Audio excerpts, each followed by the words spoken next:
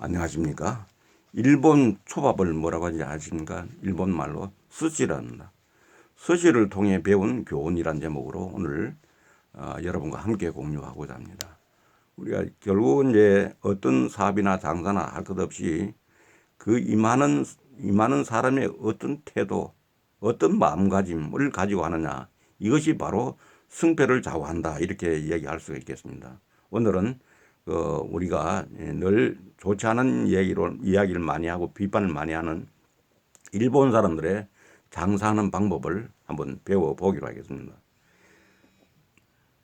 일본에서 먹는 초밥이 무척 맛있었다. 배가 부른데도 맛있으면 맛있는 음식이다. 일단 밥이 맛있었다. 다른 음식 없이 밥만 먹어도 될 정도로 맛있었다. 가이드의 설명을 듣고서 초밥이 맛있는 이유를 알았다. 사장님들 밥을 어떻게 하세요? 이렇게 가이드가 질문을 하니까 밥을 어떻게 하나니요? 밥을 어떻게 하냐니요? 그냥 하지요. 우리들 대답입니다. 밥 하는데도 노하우가 있다고 했다.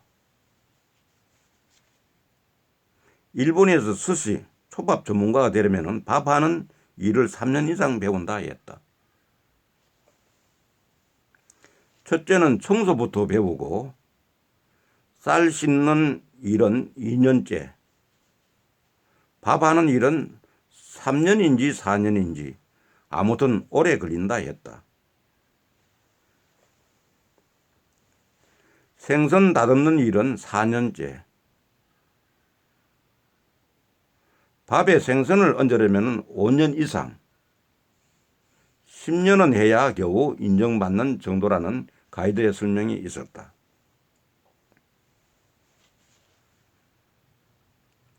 전쟁으로 폐허가 된 이후 돈보다 기술의 중요성을 알게 되면서 직업의 귀천이 없어졌다고 한다. 전쟁을 경험하면서 돈은 태워버리면 개만 남지만 기술이 있으면 어떤 상황에서도 살 수 있음을 깨닫고 기술을 중시하게 되었다 한다. 스시집을 하고 싶으면 고등학교 다니다가도 그만두고 청소하는 법부터 배워 전문가가 된다고 한다. 공부하기 싫은 아이들까지 대학 간판 따기 위해 쏟아붓는 돈과 시간, 기회들을 생각하면 배워야 할 일이라고 생각이 된다. 그러면 스시가 맛있는 이유, 그 이유가 무엇이겠습니까? 그리고 스시가 비싼 이유. 수십 년 노력과 노하우가 스시 안에 있기 때문입니다. 글쎄, 청소 1년 배우고 쌀 씻는 일 1년, 생선 다듬는 일 1년, 이런 일들을 3년, 4년 배울 게 뭐 있을까 싶다. 이것은 자세를 배우는 것일 것이다. 뭘 배울까? 이것은 자세를 배우는 것이다. 태도를 배우는 것일 것이다 하는 생각이 듭니다. 한 끼 먹는 초밥도 10년은 해야 인정해주는 일본 문화. 이게 사실은 여기에 노하우가 있는 겁니다. 그러면 단지 초밥만 그럴까? 초밥만 그렇다면 그 일을 할 수 없을 것이다. 다른 기술도 마찬가지일 것이다.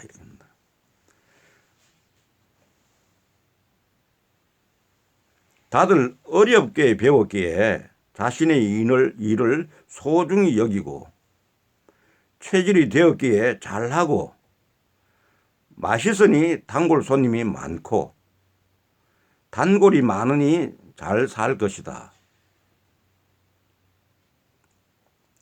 30년 단골, 50년 단골, 2대, 3대 단골 할 정도로 추억과 문화를 가진 초밥집이 잘 될 정도로, 그런 문화를 가진 초밥집이 될 정도로 이렇게 얼마나 멋진 문화인가, 행복한 삶인가. 이런 가게들이 많기에 이런 문화이기에 사회가 안정된 느낌이다. 왠지 신뢰가 간다. 제품도 음식도 사람들도. 일본은 가격을 깎는 문화, 디스카운트 문화가 없다고 했다. 비싸게 붙여놓고 깎아주는 불필요한 에너지 낭비 대신 적정 가격을 붙였기에 깎는 게 없다고 한다. 듣는 순간 편안했다.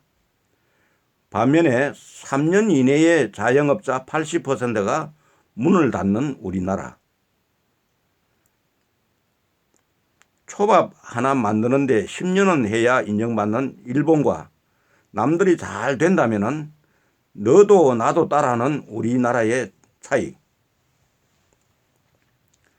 한 끼 먹는 초밥 만드는 일도 10년을 해야 전문가가 된다면은 리더를 만드는 하이리빙 사업은 몇 년을 해야 할까? 초밥집 단골 50년 하듯 하이리빙 소비 50년 한다면은 초밥 전문가 되는데도 10년이 걸리는데 우리나라는 대통령도 되는데도 10년이 안 되니 어려울 수밖에 없다. 가깝고도 너무나 먼 나라 일본. 일본을 다녀올 때마다 가장 부러운 것은 문화이다. 그릇이 화려하지 않아 편했다. 아주 평범한 그릇들이었다. 실내 장식 역시 화려하지 않고 식당 주인과 종업원들 역시 수수하고 편안했다. 그런데 음식은 맛있었다. 오키나와에서 최고로 유명한 음식점이라 했다. 고기 역시 몇 개 되지 않았지만 맛있었다. 개인 용돌 위에 개인 용돌에 구워 먹는 일품 요리. 단무지도 고급 식당에서만 주는 귀한 음식이라 했다. 단무지 새 쪽에 얽힌 검소한 일본인 이야기를 듣고 먹으니 한국에서 먹는 맛과 달랐다. 그냥 초밥이 아니라 전문가가 만든 초밥, 명품 초밥을 먹었다.